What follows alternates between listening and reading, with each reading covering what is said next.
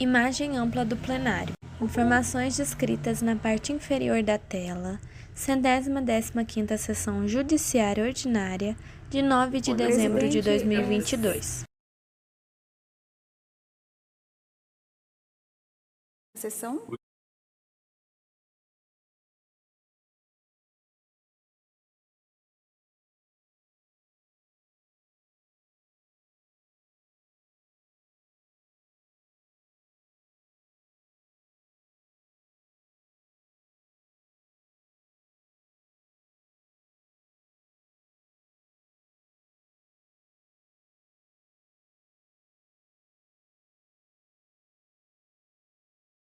O quórum declara aberto. A mesa, desembargador Gilberto Pinheiro, iniciando a sessão. Havendo o quórum, declara aberta a 115ª Sessão Judiciária Ordinária, Tribunal Regional Eleitoral, com a parte ser realizada na modalidade híbrida, presencial e por videoconferência. Submeto à apreciação a ata da sessão anterior. Não havendo óbice, declara aprovada a referida ata.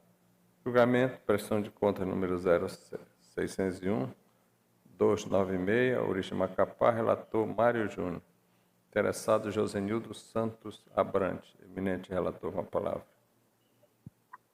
Bom dia, presidente. Bom dia a todos. Aqui é uma Em prestação vídeo de chamada, contas final de desembargador campanha, Mário presidente, Júnior. de Josenildo Santos Abrantes, que concorreu ao cargo de deputado federal pelo Partido Democrático Trabalhista, o PDT, nas eleições de 2022. O edital foi publicado, cumprindo as formalidades legais. O órgão técnico se manifestou identificando que as falhas apontadas não comprometeriam a regularidade das contas, então sugerindo aprovação com ressalvas.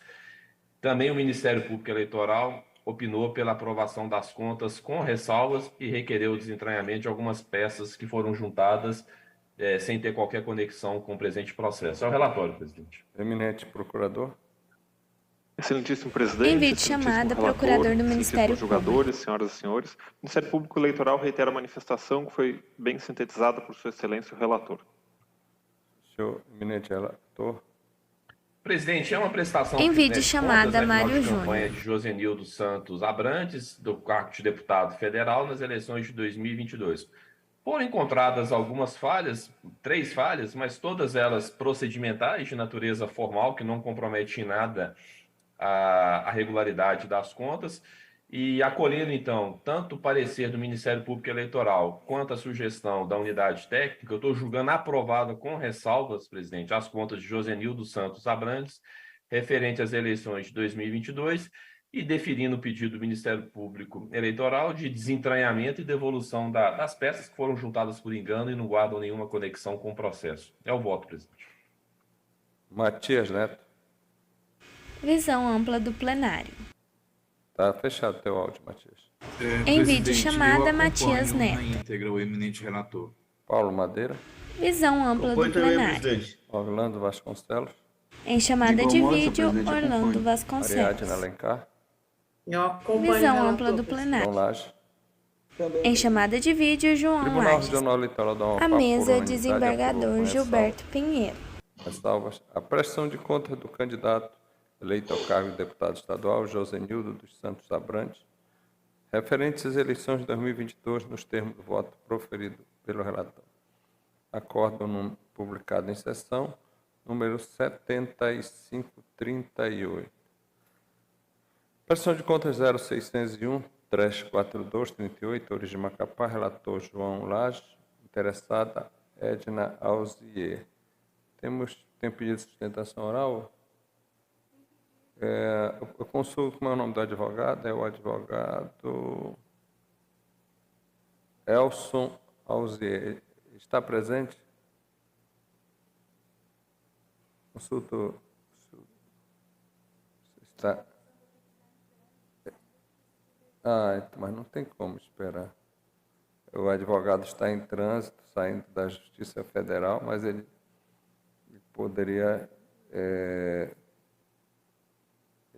não dá para nós esperarmos uma sessão, porque ele está em trânsito. Ele deveria, então, fazer hoje. Temos videoconferência, você faz até por celular, não é?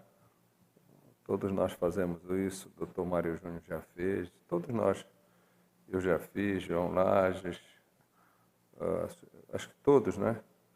Então Presidente, não teria como inverter a ordem Em para dar mais chamada de tempo para vídeo, o advogado Matias Torres Neto. entrar? esse é o Tem último outro processo, a não ser que você retire de pauta e A coloque mesa, ele desembargador amanhã. Gilberto Não vai Pinheiro. haver prejuízo para o advogado, presidente. Vamos continuar. Não há prejuízo, né? Não. Então, eu ia consultar a Vossa Excelência primeiro, sabe? Entendeu? Então, eminente relator com a palavra. Obrigado, senhor Em presidente. chamada de Lucas Paz, vídeo, ao João procurador, Lages. Cleme, a todos que nos acompanham. A prestação de contas de Edna Alzier, que foi candidata a deputada estadual, foi eleita pelo PSD nas eleições agora de 2022. As contas finais foram apresentadas no prazo, etc. e tal. No parecer preliminar, o NACEP, nosso núcleo de análise de contas, identificou algumas irregularidades, a candidata foi intimada, apresentou documentos. O parecer conclusivo da unidade técnica é pela aprovação das contas e a remessa dos autos ao MP eleitoral para querendo apurar possível irregularidade consistente na contratação de serviços advocatícios com relação de parentesco com a candidata. É o caso do advogado, né, que pediu vista, que é irmão, inclusive, da candidata. O Ministério Público Eleitoral manifesta-se no sentido de que as irregularidades apontadas se revestem de gravidade, que enseja a desaprovação e a devolução de valores que entende irregularmente aplicados. É o relatório, presidente. Senhor Procurador Regional Eleitoral. Em chamada de Excelentíssimo vídeo, presidente, Procurador excelentíssimo Regional relator, Eleitoral. excelentíssimos jogadores, senhoras e senhores, o tribunal está à frente, mais uma vez, de gastos realizados, contratações, essas prestações de campanha, realizados com familiares. Há dois dados aqui que foram identificados pela unidade técnica. O primeiro deles, relacionado à relação de parentesco entre o candidato e o seu advogado, e o segundo, relacionado ao valor, já que o gasto dispendido com o candidato, com o advogado, da prestador de contas com o advogado, ultrapassa ou alcança valores próximos a 10% de todos os gastos de campanha. O primeiro ponto que merece destaque é que o julgamento da prestação de contas é o locus adequado para se analisar o gasto de campanha sob a perspectiva dos princípios constitucionais, da impessoalidade, da economicidade, da legalidade, da moralidade. Essa é a ocasião na qual essas contas, esses valores gastos, o emprego da verba pública vai ser submetido ao escrutínio dos princípios constitucionais. E aqui merece ser feito um parênteses, e repiso esse parênteses, porque já me manifestei nesse sentido em ocasiões anteriores, no sentido de que é a única oportunidade em que isso vai ser feito. Esse escrutínio vai ser feito. Por quê? As contas, os valores gastos não vão ser submetidos ao Tribunal de Contas da União, não vão ser submetidos a uma controladoria externa ou interna. O gasto do candidato só tem esse momento do julgamento da prestação de contas para ser avaliado sob a perspectiva dos princípios constitucionais.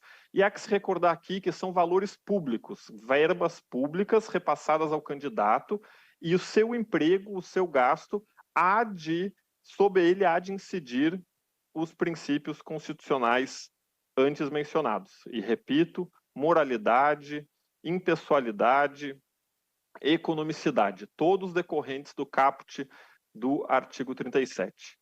Repito também que, caso isso não ocorra agora, não há outra oportunidade para o fazê-lo.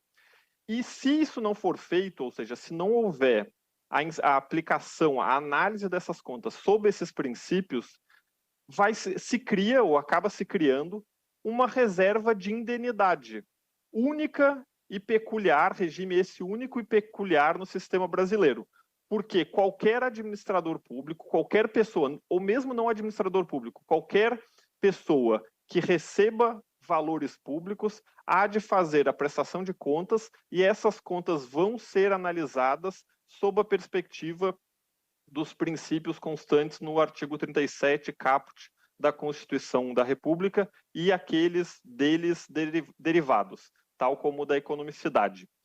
Digo isso por quê? Porque o gestor público, aquele eleito para ocupar um cargo de gestão, há, em todos os seus gastos, há de observar esses princípios constitucionais. Ou seja, aquele que é eleito para ocupar um cargo no executivo, ao empregar qualquer verba pública, vai ser escrutinado posteriormente pelo respeito ou não, sob a perspectiva do respeito ou não do emprego das verbas públicas, segundo os princípios constitucionais. Todo o administrador de dinheiro público há de receber essa avaliação. E agora é o momento em que isso pode ocorrer. Esse momento em que a verba pública empregada na conta de campanha pode e deve receber esse valor.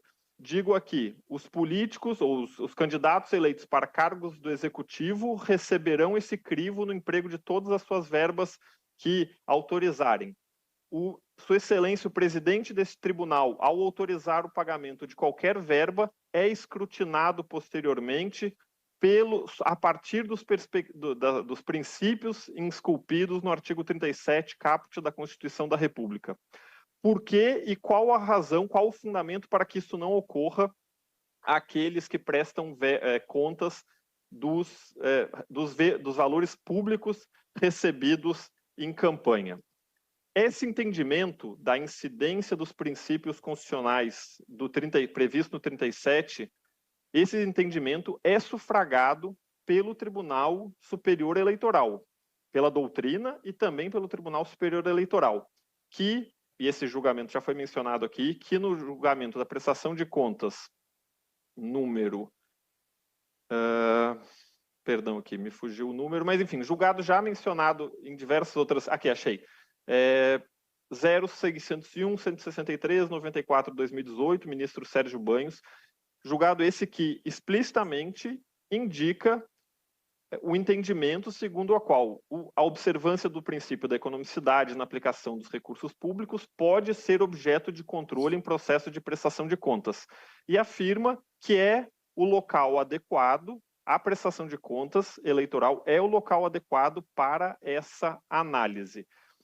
No caso em comento, portanto, não só sob a perspectiva de o gasto ter sido feito a um familiar, mas também pelo montante que alcançou de quase 10% do valor total recebido pela candidata, foi empregado numa única despesa de serviços advocatícios.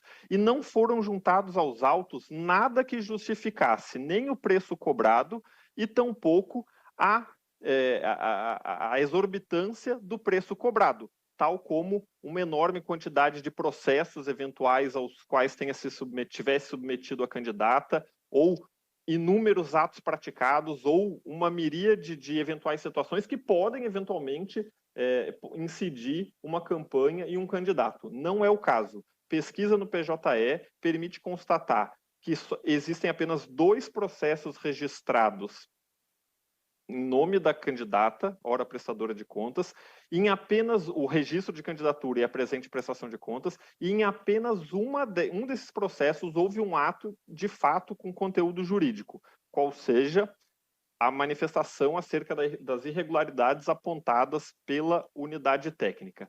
Então, seja pela perspectiva da incidência pura e simples dos princípios constitucionais, repito, a que hão de incidir no processo de prestação de contas, tal como sufragado, entendimento esse sufragado pelo Tribunal Superior Eleitoral.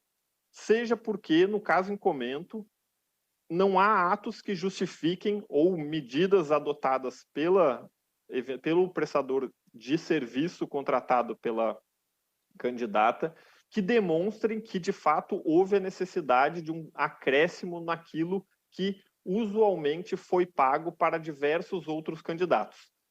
A unidade técnica, ao se debruçar sobre o valor prestado, também indicou que a média ou melhor, não foi a unidade técnica, o Ministério Público Eleitoral, ao se manifestar, indicou que a média dos valores gastos para esse mesmo tipo de serviço em situações muito parecidas é entre 5 e 10 mil reais, o que demonstra que o gasto hora empregado é desproporcional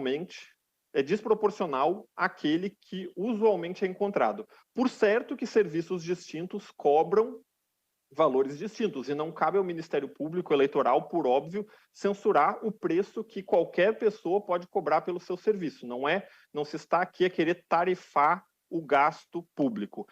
Mas, registro, é um gasto público, de dinheiro público se trata. E se assim o é, há de incidir sobre esse gasto todos os critérios previstos na Constituição e previstos para qualquer prestador de contas, qualquer cidadão, gestor público ou candidato que se utilize de valores públicos há de justificar os seus gastos sob a premissa dos princípios constitucionais que regem qualquer emprego de verba pública. Então, se o candidato, por acaso, quiser contratar um escritório ou um serviço ou etc., não cabe ao Ministério Público Eleitoral ou à Justiça Eleitoral censurá-lo. Agora, a partir do momento que verbas públicas são empregadas para o custeio disso, aí sim há de incidir, porque poderia o candidato, como gestor da verba pública que escolher eventualmente outro prestador de serviços que cobrasse preços compatíveis com a realidade do mercado.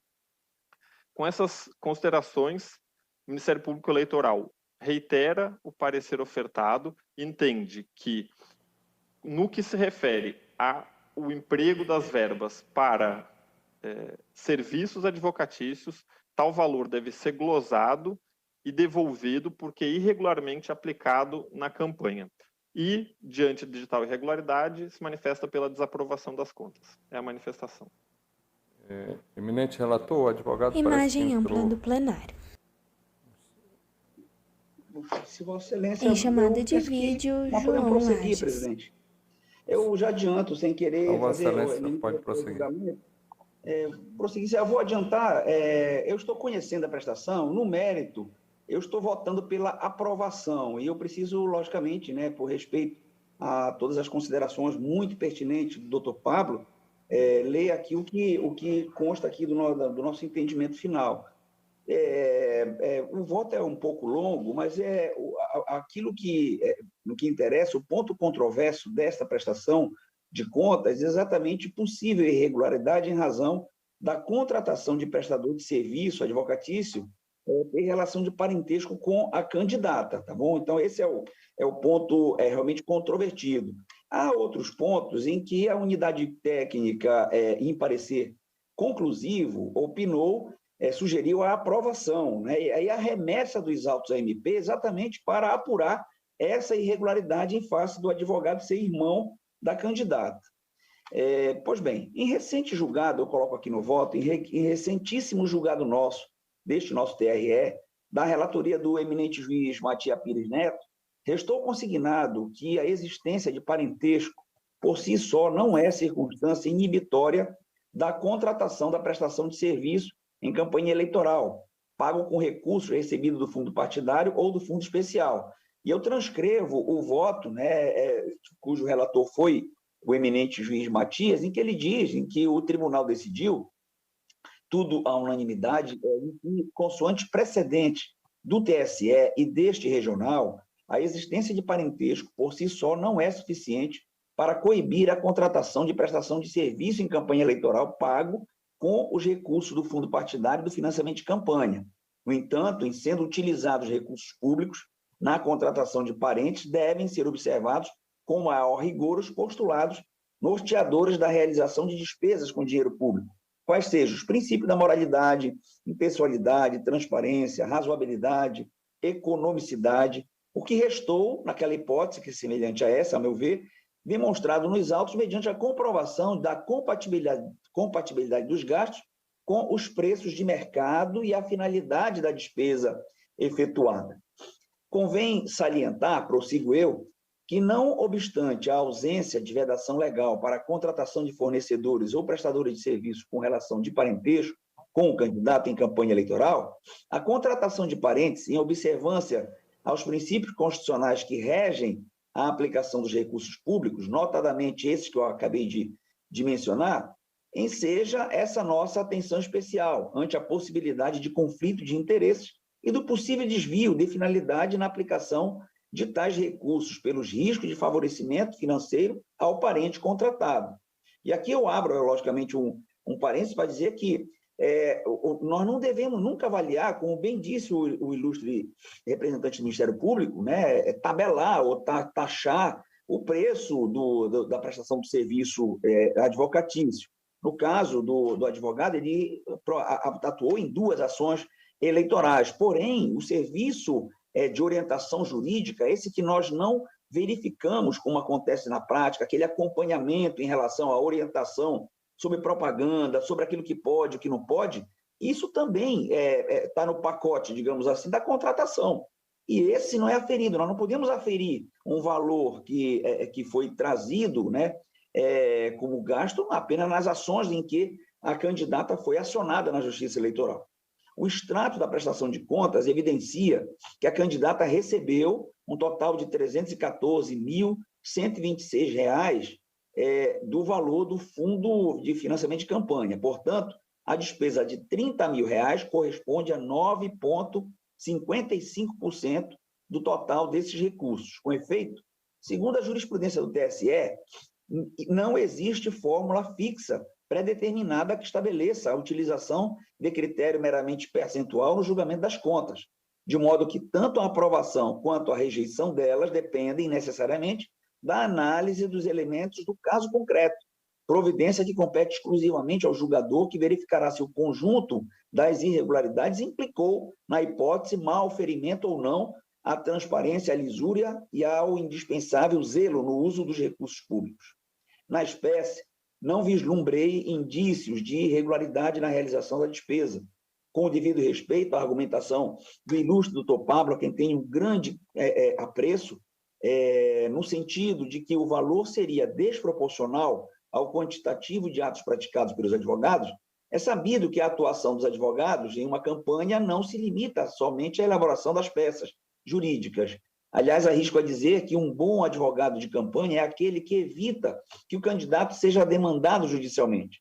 Então, o quantitativo de atos judiciais praticados, a meu sentir, não é um indicador seguro para afirmar que o gasto é desarrazoado. Aliás, só para acrescentar, várias vezes, inúmeras vezes, pelo menos umas 4 vezes, o advogado esteve na Justiça Eleitoral acompanhando, pedindo orientação. Logicamente, a gente não podia dar orientação, mas fizemos atendimento jurídico. Enfim, ele atuou. O o irmão da deputada eleita, ele atuou, isso é inegável, atuou muito aqui na Justiça Eleitoral. Pois bem, em rápida pesquisa realizada no PJE, entre outros candidatos eleitos ao cargo de deputado estadual nestas eleições, verifiquei despesas com serviços advocatícios que variam desde 0 até R$ 60 mil, de modo que sequer é possível fixar uma média, considerando ainda que alguns advogados distribuem seus honorários entre vários candidatos, enquanto outros dedicam-se exclusivamente a uma candidatura, o que me parece, eu tenho quase certeza, ser o caso dos autos, porque não vi o doutor Elcio atuando em favor de outros candidatos, como outros advogados atuaram em favor de vários. Embora, como destacado pelo órgão ministerial, o valor total da contratação corresponda a aproximadamente 10%, para ser mais preciso, 9,55% do total dos recursos recebidos, não se verifica nos autos que o valor seja incompatível com a prestação de serviços advocatícios em campanhas eleitorais, ou que a finalidade da contratação tenha sido desvirtuada em benefício de parente da candidata. Destaco por oportuno que a aprovação das contas não impede a atuação do MP para propor medidas que entenda cabível nas instâncias próprias, em face dos indícios de irregularidades relativos à arrecadação de recursos e gastos eleitorais obtidos mediante cruzamento de informações entre órgãos e entidades da administração pública, de que trata o artigo 91 da Resolução 23.607.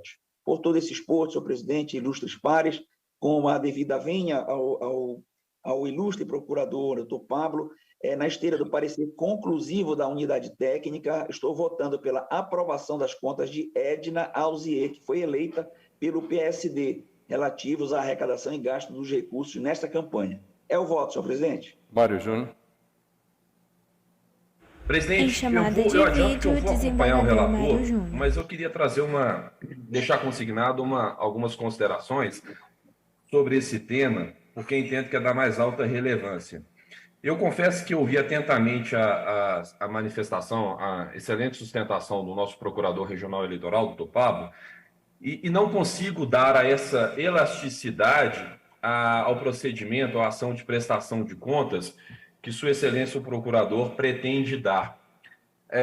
O Ministério Público Eleitoral trouxe aos autos e à sustentação inúmeras matérias de fato, matérias fáticas. E, a se entender por esse entendimento do Ministério Público, no meu modo de ver, haveria grave ofensa ao contraditório e violação do direito de defesa. Porque o procedimento da prestação de contas, apesar de ter natureza jurisdicional, tem um rito muito específico.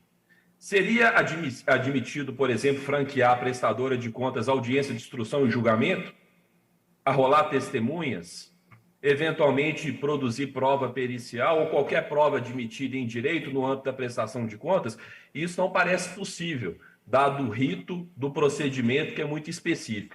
Então, não me parece que é cabível trazer alegações que ultrapassam o exame formal das contas para dentro do processo ou procedimento, apesar de ser processo, tem natureza jurisdicional, de prestação de contas, porque haveria grave ofensa do contraditório e da ampla defesa.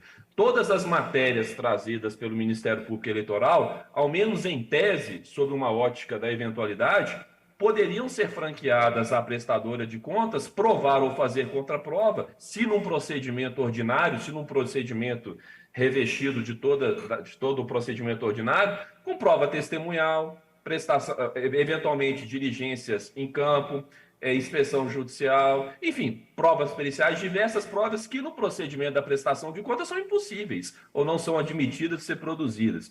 Então, presidente, eu tenho uma interpretação de que a prestação de contas ela tem uma natureza muito mais restrita do que aquela que se pretende dar, né? A finalidade é identificar a origem de receita e destinação de despesas, mediante um exame formal de documentos fiscais ou outros documentos apresentados. É quase que um procedimento de contabilidade, é um exame contábil que se faz em prestação de contas. E não me parece que há espaço dentro da prestação de contas para fazer alargar demasiadamente o seu objeto para, sem conceder a ambas as partes os instrumentos legais cabíveis para eventualmente se defender ou fazer contraprova, trazer essas imputações. Isso não me parece, evidentemente, que os fatos podem ser apurados eventualmente em outra ação, eventualmente a ser albergada pelo ordenamento jurídico. Então, presidente, considerando isso, considerando que a finalidade da prestação de contas deste procedimento foi atingida, que é identificar a origem das receitas e a destinação das despesas, mediante o exame formal, eu acompanho integralmente o relator, apenas fazendo já antecipando essa manifestação de que a prestação de contas, me parece, tem um caráter restrito e limitado e não pode ser transportada para uma ação ordinária, porque os instrumentos não estão disponíveis a ambas as partes. É como voto, presidente. Em chamada de vídeo, João Nath. Eu acompanho o relator. Em chamada de vídeo, desembargador Matias Neto. Paulo Madeira. Senhor presidente, até para Em guardar chamada de coerência vídeo, com o meu Paulo voto Madeira. no processo anterior, esse que foi citado por Sua Excelência, nosso eminente relator, eu vou ficar vencido nessa matéria e vou dizer o porquê. Eu concordo plenamente com a sustentação do ilustre Procurador Regional Eleitoral, no sentido de que as balizas em relação à arrecadação e destinação das verbas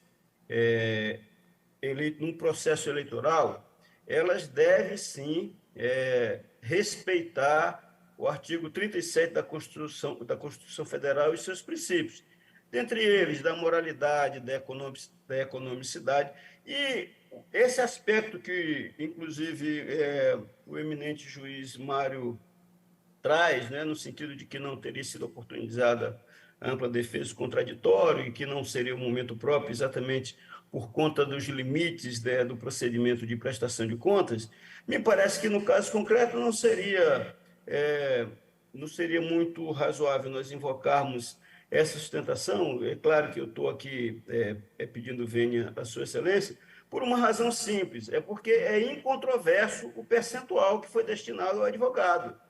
É incontroverso, não houve qualquer controvérsia quanto a isso, é percentual. Está lá, ele recebeu o equivalente a quase 10%. Sua Excelência, o relator, fez a correção para dar um valor preciso, um percentual preciso, 9,55%, mas é quase 10% de tudo que foi arrecadado com essa destinação de campanha. Então, me parece que não guarda razoabilidade destinar a um... Porque no caso aqui, inclusive, é mais grave do que no processo que julgamos semana passada, ou esta semana, com a mesma matéria, sobre um parente. Porque aquele caso era uma locadora de um primo, ou um primo distante, algo assim, e era uma empresa já fixada no mercado, que trabalhava, enfim, era menos grave. No caso aqui, não. É o advogado que é irmão da candidata e que levou... e aqui não se está discutindo se ele prestou ou não prestou o serviço, mas 10% foi destinado a isso. Quer dizer, como é que se vai aferir esse aspecto? Me parece que fere, sim, a moralidade, né? Se permitir que verba pública, nesse sentido, tenha uma destinação com percentual tão grande para um parente. Não há uma vedação legal que seja destinado para parente, mas me parece que a leitura que se deve fazer quando se vai interpretar o artigo 37 da Constituição Federal e seus princípios é exatamente uma interpretação no sentido de que a moralidade é aquilo que o homem comum, que o cidadão comum deve entender como tal.